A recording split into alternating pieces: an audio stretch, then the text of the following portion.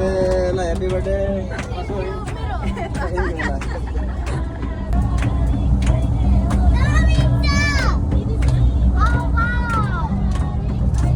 संसारी माया विचित्र मरेर के पो लान्छ र नगर व्यर्थै लोभी मन छोडेर जान्छ व्यर्थैको धन आखिर एक पेट खानु छ हाँसी खुसी जिउनु छ अधर्म कहिले नसोच्नु सके पुण्य कमाउनु अधर्म कहिले